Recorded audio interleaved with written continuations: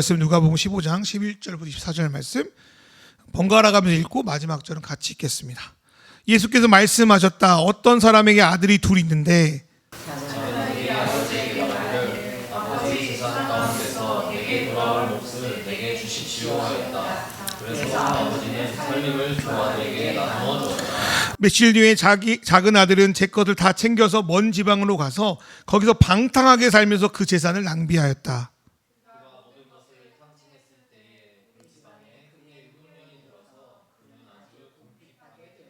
그래서 그는 그 지방의 주민 가운데 한 사람을 찾아가서 몸을 의탁하였다. 그 사람은 그를 들에 보내서 돼지를 치게 하였다. 그는 돼지가 먹는 주염 열매라도 좀 먹고 배를 채우고 싶은 심정이었으나 그에게 먹을 것을 주는 사람이 없었다.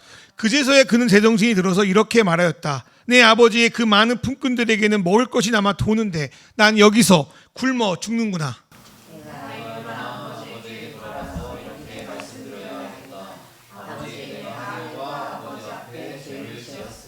나는 더 이상 아버지의 아들이라고 불릴 자격이 없으니 나를 품꾼의 하나로 삼아 주십시오. 그는 일어나서 아버지에게 돌아갔다. 그가 아직도 먼 거리에 있는데 그의 아버지가 그를 보고 시근히 여겨서 그의 목을 껴안고 입을 맞추었다. 아들이 아버지에게 말하였다. 아버지, 내가 하늘과 아버지 앞에 죄를 지었습니다. 이제부터 나는 아버지의 아들이라고 불릴 자격이 없습니다. 그러나 아버지는 종들에게 말하였다. 어서 가장 좋은 옷을 꺼내서 그에게 입히고 손에 반지를 끼우고 발에 신을 신겨라. 그리고 살찐 송아지를 끌어내다가 잡아라. 우리가 먹고 즐기자. 나의 이 아들은 죽었다가 살아났고 내가 잃었다가 되찾았다. 그래서 그들은 잔치를 벌였다. 이번 주에 어버이 날이 있었습니다. 그래서 집집마다 뭐 어떤 형태로든지 부모님께 감사하는 시간을 가졌을 거라고 생각이 듭니다. 저희 아들은 학교에서 받은 비누꽃을 저희에게 주었습니다. 네, 아직 생활을 못 받아봤네요. 그죠? 부모님은 마땅히 사랑하고 존경받아야 되는 분들입니다. 왜냐하면 우리보다 그분들이 먼저 우리를 사랑하고 존중해 주셨기 때문입니다. 우리를 태어나게 하시고 키워주시고 지금까지도 우리를 돌아보십니다. 그래서 성경은 특별히 십계명 안에 내 부모를 공경하라라는 말이 있을 정도로 부모에 대한 공경을 강조합니다. 그런데 성경이 부모 공경을 강조하는 또 다른 이유가 있습니다. 그것은 우리가 믿는 하나님이 우리의 아버지 되어주신다는 것 때문입니다.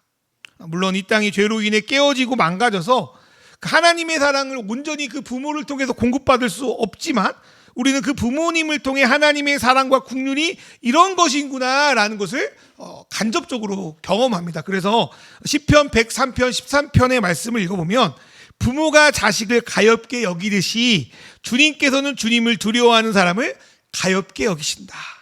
그래서 우리는 하나님의 성품을 부모가 자녀를 어떻게 국률이 여기시는 것을 토대로 이런 게 하나님의 사랑이구나 라고 일정 부분 파악할 수 있다고 말합니다.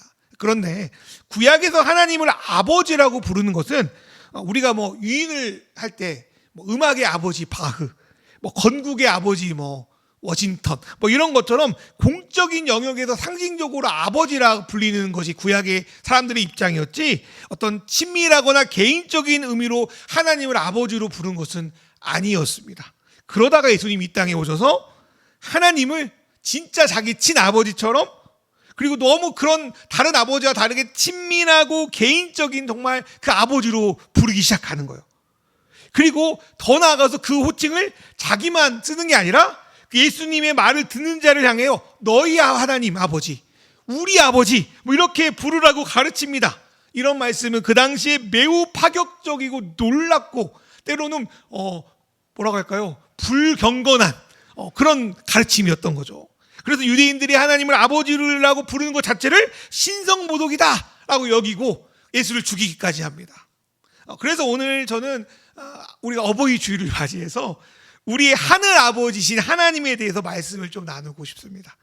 제가 볼 때 하나님의 아버지의 성품이 되게 짧으면서도 가장 잘 드러난 본문이 우리가 흔히 탕자의 비유라고 불리는 오늘 누가복음 15장 말씀이라고 생각이 듭니다.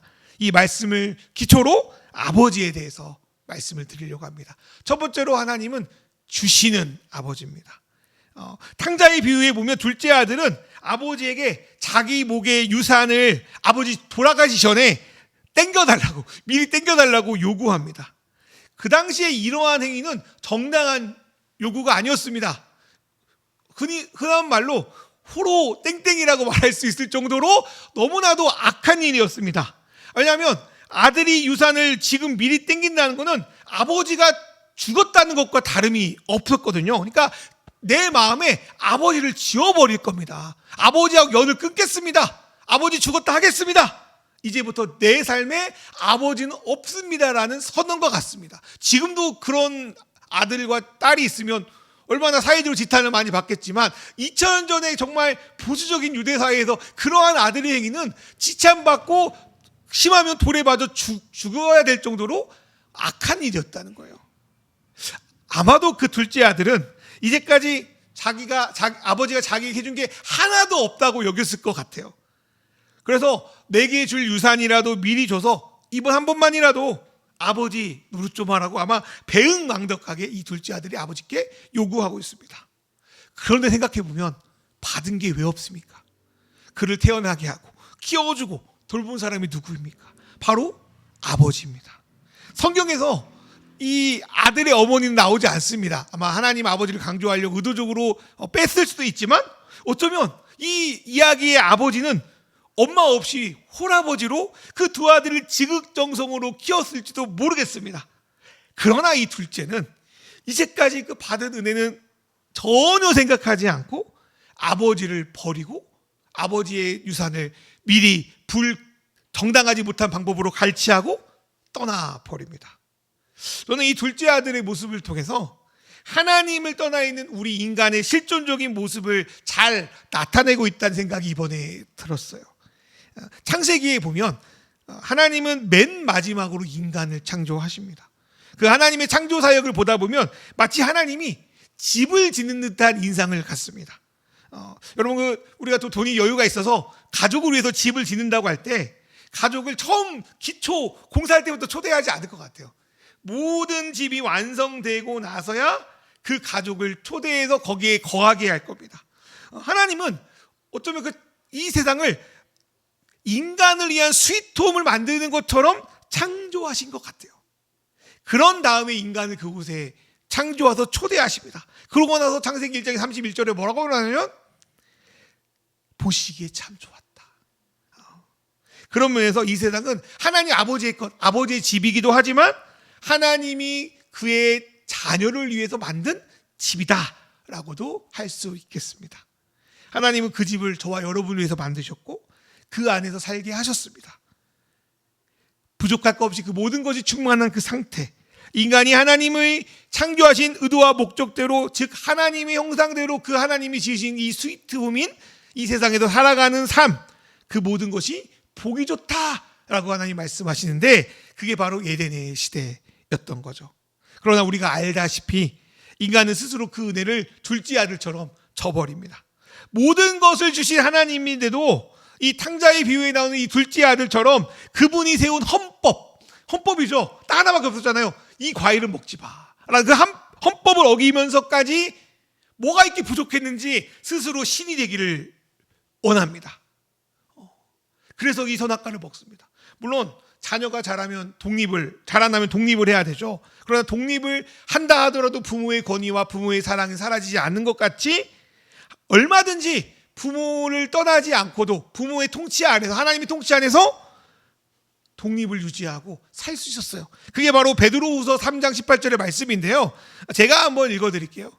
우리의 주님이시며 구주이신 그리스도 예수에 대한 지식과 그의 은혜 안에서 자라라는 거예요. 이제도 영원한 날까지도 영광이 주님께 있기를 빕니다. 아멘. 자라날 수 있는 거, 하나님의 통치 안에서. 그러나 인간은 하나님의 자리, 그분의 주실 기업을 자기 스스로 강탈함으로 스스로 그 자리에 오르려 했고 결국 에덴에서 쫓겨나게 됩니다. 두 번째로 하나님 아버지는 받아주신 아버지입니다. 나의 삶의 전체의 모든 것들을 공급하신 그 아버지임에도 불구하고 그 아버지가 나에게 아무것도 해주지 않았다고 떠난 둘째 아들, 주신 하나님의 은혜를 망각하고 떠난 인간들, 이들이 겪는, 아니 우리가 겪는 가장 큰 어려움이 뭔가? 하나님 떠난 우리가, 그거는 배고픔입니다. 허기입니다. 저는 이번 말씀을 이번에 묵상하면서 탕자의 비유에 이 배고픔, 허기가 아주 잘 나타나 있다는 것을 보게 되었습니다. 아마 이 둘째 아들은 처음에 아버지 재산을 반절 다 털어갔기 때문에 나는 이런 허기에 내가 지금 허덕거리고 산다는 것을 전혀 인식하지 못하고 상상하지 못했을 거예요. 삼시세끼 밥 잘 먹고 뭐 맛있는 거 사 먹을 수 있으니까 나는 배부른 사람이야, 난 풍족한 사람이야, 뭐 이렇게 생각했을 거예요. 눈에 보기에는 이 정도 재산이며 평생 떵떵거리며 배불리 살 수 있었을 거라고 생각했을 겁니다. 그런데 이 둘째는 며칠 안 돼서 이 재산을 다 날려버릴 정도로 써버립니다. 왜 그랬을까? 여러 가지 해석이 가능하죠. 성경은 이에 대한 정확한 설명을 하고 있지 않습니다. 그런데 제가 생각하기에 이거는 영적 허기가 아닐까 생각이 듭니다. 여러분, 그 마음이 허하면 다 사람마다 다르지만 배고프지 않으면 먹는다고 하잖아요. 저는 이 아들이 아버지를 떠나자 전혀 생각지 못했던 영적 허기가 찾아왔다 생각이 들어요. 그러니까 무엇을 계속 먹고 무엇을 계속 마시고 뭔가를 계속 누려도 이게 채워지지 않는 거예요. 얼마나 그 허기의 그 크기가 컸으면 며칠 만에 그 아버지의 엄청난 재산을 다 쏟아 부을 정도로 이 영적 허기가 되게 심했다는 생각이 들었습니다. 이 허기를 채우기 위해서는 자기의 온 재산을 사용하고 사용해도 채워지지 않는 그 허기, 그 공허함, 그 갈급함. 그런데 교회 결국은 그 모든 것을 다 소비하고 결국 거지가 되어서 돼지나 치면서 돼지가 먹는 주엄 열매를 먹어야 되는 신세, 돼지하고도 경쟁해야 되는 신세로 전략합니다. 근데 제가 볼 때 며칠간 아버지께 받은 유산을 막 써가며 허기를 채우는 그 상황과 주엄 열매조차 먹지 못해 쫄쫄 붙는 그 사람이 보여지는 것은 완전히 다른 거지만 실제로는 영적으로 똑같은 상황이라는 생각이 들어요. 삶의 위치가 어떻든, 돈이 많든 돈이 없든, 풍족하든 풍족하지 않든, 아버지를 떠난 인간, 아버지를 떠난 우리는 영적 허기에 골파하는 거죠. 아버지의 집으로 들어가서 아버지가 해주는 그 밥을 먹지 않는 한 이 허기가 채울 길이 없는 겁니다. 저는 이번에 둘째 아들을 묵상하면서 생각난 한 사람이 더 떠올랐어요. 그 요한복음에 나오는 우리가 너무나 잘 아는 사마리아 여인입니다. 그 여인의 삶을 돌아보면 그녀 역시 영적으로 늘 목마르고 허기진 삶을 살아갑니다. 그녀는 첫 번째로 그녀는 매번 낮마다 물을 들어오지 않으면 안 되는 그 육적인 목마름을 계속적으로 경험했습니다. 그러나 그러한 목마름이 혹여나 채워진다고 하더라도 본질적인 문제가 해결되는 것은 아니었습니다. 그래서 여러분 알다시피 그녀는 4년 동안 몇 번을 결혼한지 아십니까? 아마 나이가 그렇게 많지 않은 여인이라고 추정이 되는데 5번을 결혼합니다. 5번의 남편이 있었다는 거예요. 이 결혼이 이혼인지 사별인지는 잘 모르겠습니다. 어쨌든 간에 결혼했다가 헤어지고 다시 결혼한다는 것은 지금도 그렇지만 상대뿐 아니라 당사자에게 되게 큰 상처입니다. 근데 이 여인은 2000년 전 엄청나게 보수적인 그런 환경에도 불구하고 무려 5번이나 결혼합니다. 그렇다고 이 여인의 그 본질적인 목마름이 해결됐냐? 그렇지 않아요. 그래서 5번이나 결혼했다 헤어졌음에도 어떤 이유인지 모르겠지만 지금 결혼은 하지 않았지만 또 다른 남자와 동거하고 있다고 예수님이 그녀에게, 예수님 대단하시죠. 아주 선연득스럽게 비난하지도 않으세요. 내가 그거 안다 라고 말씀을 하십니다. 요한복음 4장 18절에 너에게는 남편이 5이나 있었고 지금 같이 살고 있는 남자도 네 남편이 아니니 바로 말하였다. 이렇게 예수님이 말씀하십니다. 육적으로도 관계적으로 허기를 채울 수 없으니 아마 이 여인은 본능적으로 자기의 허기를 채울 수 있는 분은 하나님밖에 없다는 걸 알았겠죠. 그러니까 계속 예배에 대해서 물어보잖아요. 그러나 하나님을 어떻게 내가 만나야 될지를 모르기 때문에 그녀는 늘 허기지고 목마른 상태 가운데 있는 겁니다. 다시 탕자 이야기로 돌아가 봅니다. 둘째 아들은 아버지의 유산이 많을 때까지만 해도 자기가 본질적으로 허기진 상태인지를 몰랐을 거예요. 허기졌는데 모르는 거야. 그래서 계속 채우다가 다 버려버린 거죠. 그러다가 돼지치는 자로 지엄 열매도 제대로 못 먹는 처지가 될 때, 그때야 내 이 허기가 어디서 오는지를 압니다. 어디서 옵니까? 아버지의 집을 떠났기 때문에 내가 이런 허기진 상태에 있구나. 그래서 누가복음 15장 7절에 뭐라고 말하냐면, 그제서야 그는 제정신이 들어서 이렇게 말하였다. 내 아버지의 그 많은 품꾼에게는 먹을 것이 남아도는데 난 여기서 굶어 죽는구나. 아니, 생각해 보세요. 뭐 밥 먹으려면 다른 데 가서도 일하면 되겠죠. 그러나 아버지 집에 가서 그 아버지가 주는 그 밥을 먹지 않으면 내 지금의 영적인 허기가 채울 수 없겠구나. 이거를 이 아들이 그제서야 깨닫게 되었다는 겁니다. 내가 너무나도 잘못 생각했구나.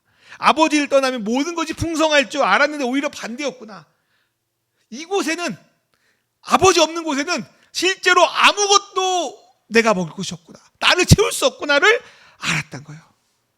성경에서는 내가 영적으로 굶주려 있구나, 내 갈급함은 하나님 아니고는 어느 곳으로 채울 수 없구나를 아는 것, 깨닫는 것 자체가 복이라고 말합니다. 그리고 이것을 정말 제대로 깨달아야 하나님 아버지께로 돌아가는 첫 단추를 끼울 수 있습니다. 두 번째로 이 둘째 아들은, 이 아들이 한 유대한 결심은 수치, 수모, 자격 없음에도 불구하고 아버지께로 돌아가기로 결단한 겁니다. 솔직히 아버지 집 아니면 양식이 없다고 한다면, 그걸 정말 깨달았다면 안 돌아갈 수가 없습니다. 인간은 살아야 될 거 아닙니까? 오로지 그분에게만 양식이 있다는 것을 정말로 깨닫자 이 탕자는 자기의 모든 모습에도 불구하고 그분께 돌이킬 수 있는 겁니다. 그리고 더 한 가지, 이 둘째 아들이 돌이킬 수 있는 것은, 둘째 아들 같은 우리가 돌이킬 수 있는 것은, 우리가 다 알지만 우리를 위해서 모든 빚을 갚으신 하나님의 아들 예수 그리스도 때문이죠. 그분이 모두 갚으셨기 때문에 예수님이 우리에게 마음에 근심하지 말라 하시면서 요한복음 14장 2절에 뭐라고 말합니까? 내 아버지 집에 거할 곳이 많도다. 오늘 이 말씀 묵상하면서 내 아버지 집에 거할 곳이 많구나 라는 말이 되게 위로가 되더라고요. 너도 다 받을 수 있어. 탕자 같은 너희도 다 올 수 있어. 마음에 근심하지 마. 내가 다 해결했어. 그렇게 말씀하시는 것 같았어요. 어쨌든 그래서 이 둘째 아들은 이제 아버지의 집으로 돌아갑니다.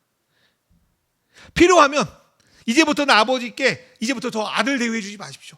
저 품꾼이라도 좋으니까 그 아버지 집에서 당신이 공급하시는 양식을 먹고 살겠습니다. 여러분, 이 말씀을 생각해 보십시오. 얼마나 아버지 집에 있는 그 밥이 먹고 싶었으면 저 아들 대우 안 해도 되니까 품꾼으로도 살겠습니다라고 말했겠습니까? 돌아온 아들에게 아버지의 집에 머무는 거는 단순한 화해, 이 정도가 아니라 생존이었습니다. 삶 자체였습니다. 안 먹으면 죽는 거예요. 그러니까 나는 밥만 주시면 됩니다. 품꾼으로 쓰겠습니다까지 이 아들이 말합니다. 그런데 이 아버지가 어떻게 행동합니까? 이 아버지는요, 지금도 그렇지만 그 시대 아버지들과 전혀 다른 이상한 행동을 합니다. 그래서 이 말씀을 들었던 그 주변의 사람들은 하나님 아버지가 우리가 생각하는 아버지와 전혀 다른 분이구나를 명백히 깨달았을 거예요. 이 아버지는 그 아들의 죄와 허물, 겉모습을 보지 않으세요. 거기에 분노하거나 화내지 않아요. 재산 다 날려먹었다고 뭐라고 하지 않아요. 첫 번째로 이 아버지는 뭐라고 합니까? 먼 거리에 있으면서 그 멀리 있는 아들을 바라보며 그 마음 안에 측은히 여기셨대요. 불쌍히 여기셨대요. 1만 달란트 빚진 자를 긍휼히 여겨서 모든 빚을 탕감해 준 그 왕처럼 그 아들을, 아니 우리의 모습을 그냥 치근하게 보시는 분이 하나님이십니다. 저는 하나님이 여전히 나의 이 모습도 긍휼히 여겨주신다는 것에 대해서 여전히 큰 위로가 됩니다. 얼마나 지적할 게 많겠어요. 얼마나 문제가 많겠어요. 얼마나 망가져 있겠어요. 그러나 나를 그냥 긍휼히 여기신 하나님, 그 하나님 아버지의 마음입니다. 두 번째로 이 아버지가요, 아들을 향해 달려갑니다. 제가 설교도 했었지만 1세기 유대사회에서 아버지 어른은요 뛰지 않아요. 품격 떨어진다고 이러고 이제 다니는 거죠. 근데 뛰는 것도 그것도 자기보다 낮은 어린 사람을 위해서 달려간다는 건 있을 수 없는 일이었어요. 그런데 그럼에도 달려간다는 것은 그 당시 가주로서 아버지의 위치와 체면, 채통 모두 버리고 저 아들을 안기 위해서 모든 것을 감수하겠다는 모험, 의지, 결단을 의미합니다. 하나님은 그 모험을 자기 아들 예수를 통해 하셨죠. 하나님은 예수를 이 땅에 보내셨어요. 얼마나 무리했습니까? 얼마나 무리한 모험입니까? 십자가의 죽음을 이기고 부활하시까지 하십니다. 그것까지 하면서 생명까지 주면서 이 세상에 간섭하는 모험을 하십니다. 하나님이 예수를 보내신 거는 하나님 우리를 향해 뛰신 거예요. 우리를 안으시려고, 우리를 살리시려고. 그리고 우주보다 귀한 그분의 보혈로 자기가 세운 법과 질서를 어긴 인간에 대해서 그 합당한 아니 차고 넘치는 대가를 치르면서까지 우리를 사랑하시고 자녀로 부르시고 우리를 안아주셨어요. 그게 하나님 우리를 받아주시는 두 번째 방법입니다. 세 번째로 이 아버지는요, 그 아들에게 달려가 그를 껴안습니다. 그 아들이 아버지 저는 이제 더 이상 아들이라 부를 자격도 없습니다 말해도 대꾸도 안 해요. 무시해버려. 그리고 무시해버려요. 그리고 나서 이 아버지는 이 아들이 어느 몰골로 있는지를 당황하지 않고 상관하지 않고 입을 맞춥니다. 네, 친밀한 표현이죠. 그리고 그에게 야곱의 아들 요셉이 입힌 것처럼 비슷한 옷을 입힌 거예요. 이거는 너는 내 아들이라는 의미거든요. 그리고 반지와 신발을 끼는 거예요. 이거는 이제 너는 나의 후계자다 이렇게 말하는 거죠. 이게 내 아들이다. 이게 우리 딸이다. 누가 뭐래도 넌 내 자식이야 라고 하는 표현을 온몸을 온 퍼포먼스를 걸쳐서 다 표현하는 거예요. 이것이 하나님이 아버지로서 우리를 받아주시는 방식입니다. 이것은 우리가 자주 외치는 하나님이 우리의 전 존재를 용납하셨다는 것이 이러한 의미입니다. 오늘 말씀의 둘째 아들이 여러분 자신이라고 한번 생각해 보십시오. 그리고 버선발로 나를 땅에 뛰어오시는 하나님, 입을 맞추고 나를 끌어안으시는 하나님, 나의 모든 허물을 그리스도의 옷으로 덮으시고 그래도 너는 내 자식이라고 하시는 그 아버지, 그 아버지 품 안에 있을 때, 그 사실을 받아들일 때 우리는 늘 착해서 그럴 수 있지만 주님 저는 하나님 아들이 아닌 것 같은데, 하나님 딸이 아닌 것 같은데 품꾼이라도 써주십시오. 우리 그러고 살지 않습니까? 하나님이 거기에 대해서 코멘트 걸지 않습니다. 조용 무시해버려요. 그거는 진리가 아니니까. 너는 누가 뭐래도 내 자식이다. 내가 안아줄게. 그 아버지 품에 있을 때 우리의 모든 상처와 아픔 그런 것들이 다 녹아내리지 않겠습니까? 그 아버지의 은혜가 어버이 주일을 맞은 저와 여러분에게 있기를 주의 이름으로 축원합니다. 세 번째로 아버지는 숨어 계셔서 도와주시는 분입니다. 여러분 예전에 여러분 다 아시겠지만 우렁각시라는 전래의 동화가 있잖아요. 어떤 총각이 이렇게 우렁을 주워다가 집에 놨는데 자신이 나간 사이에 막 우렁이 각시로 보내서 다 집안일 해주고 다시 우렁으로 숨고, 그래서 누가 있지 막 이렇게 하는 게 우렁각시인데, 그래서 이제 요즘에도 우렁각시라고 하면 나도 모르게 내 일을 다 해주고 보여지지 숨어 있는 사람을 우렁각시다 뭐 이렇게 표현하기도 합니다. 그런데 예수님은요 하나님 아버지를 우렁각시처럼 표현해 준 구절이 많습니다. 그리고 실제 예수님을 보지 못하고 성경에 나오는 그런 스펙타클한 막 그런 기적을 우리는 잘 못 봤잖아요. 그런 우리에게도 하나님은 여전히 은밀한 중에 숨어 계신 하나님은 우렁각시처럼 다가오기가 쉽습니다. 문제는 우리가 하나님이 보이지 않는다고 해서 그분이 계시지 않는다고 여기는 겁니다. 마태복음 6장 6절을 읽어보면 너는 기도할 때 골방으로 들어가 문을 닫고서 숨어서 계시는 내 아버지께 기도해라. 그리하면 숨어서 보시는 너희 아버지께서 너에게 갚아주실 것이다. 근데 이 말씀 우리는 잘 못 믿습니다. 보이지 않기 때문에, 숨어 계시기 때문에. 그럴 때마다 우리 마음은 또다시 아버지 안에서 양식을 다 준다고 하면서도 그 생각이 들 때 우리 마음이 허기져요. 다시 실망으로 가득 차요. 근데 우리는 믿어야 돼요. 하나님이 은밀한 중에 숨어서 우리가 무엇이 필요한지를, 무엇이 있어야 되는지를 아신다는 거예요. 그래서 마태복음 6장 8절에 뭐라고 말합니까? 너 그러므로 그들을 본받지 말아라. 하나님 너희 아버지께서는 너희가 구하기 전에 너에게 필요한 것이 무엇인지를 알고 계신다. 하나님이 이방의 신처럼 중언부언하거나 뭔가 말을 많이 하거나 뭔가 정성을 많이 들여야 콩고물 떨어뜨리는 것처럼 공급해주는 그런 신이 아니라 은밀한 중에 우리를 보시고 우리에게 정말 필요한 것, 양식을 공급해 주시는 하나님 아버지라는 것 믿으시길 주의 이름으로 축원합니다. 그런 면에서 탕자의 비유에 나오는 잔치는 하루 이틀 정도로 끝나는 것이 아니라 지금까지 계속 이어져 있고 있다라는 생각이 들었어요. 둘째 아들은 그동안 아버지로부터 나오는 양식을 먹지 못해 늘 목마르고 허기진 삶을 살아왔습니다. 그러나 아버지는 그에게 살찐 송아지를 잡아서 성대하게 잔치를 열어줍니다. 우리에게 이를 적용하면 인생 속에서 하나님 앞에 가장 감격적인 순간, 놀라운 체험, 경험 이런 상태를 이야기하는 거라고 생각이 들어요. 그런데 이 화려한 잔치가 끝나고 나면 이 아들은 다시 허기지고 배고픈 상태로 돌아가는 거냐고요? 그렇지 않습니다. 눈에 보이기에는 화려하고 성대한 잔치가 아니더라도 은밀한 중에 계신 아버지가 자기의 사랑하는 자녀를 위해서 은밀한 잔치를 계속 벌려주고 계십니다. 화려한 외식은 아니더라도 정말 사랑이 듬뿍 담긴 그 엄마의 그 집밥, 소박한 밥상처럼 말입니다. 그거 본래 매일 먹는 거 아니겠습니까? 근데 당연한 건 아니에요. 거대한 잔치는 아니더라도 소박한 잔치가 우리의 삶 속에서 매일매일 벌어지고 있습니다. 그 밥을 차려준 분한테 우리가 줄 수 있는 가장 큰 선물은 그 밥이 너무 맛있다고 맛있게 먹는 것밖에 없습니다. 우리를 위해서 날마다 밥상을 차려주신 그 하나님 아버지께 우리가 드릴 수 있는 최고의 경의는 감사히 그 밥을 먹는 겁니다. 그렇게 우리가 아버지 하나님을 높여 드렸으면 좋겠습니다. 이 말씀은 사마리아 여인 이야기도 나와요. 요한복음 4장 32절에 예수님 이렇게 말씀하십니다. 그러나 예수께서는 그들에게 말씀하시기를 나에게는 너희가 알지 못하는 먹을 양식이 있다. 사마리아 여인과 대화를 마치고 마을로 먹을 것을 구하러 간 제자들이 돌아왔습니다.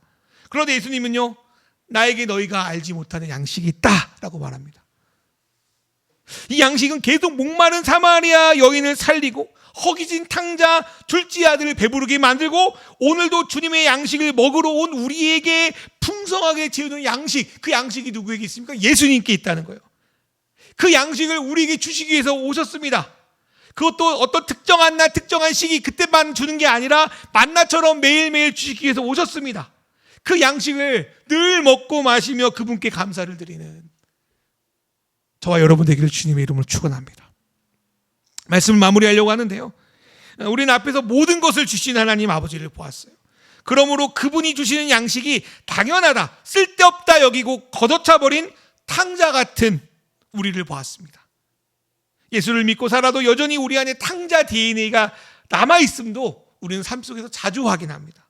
그런데 아버지의 집으로 돌아가 아버지의 품에서 주시는 그 양식, 정말 건강한 영적 밥상을 먹다 보면 어떻게 되겠습니까?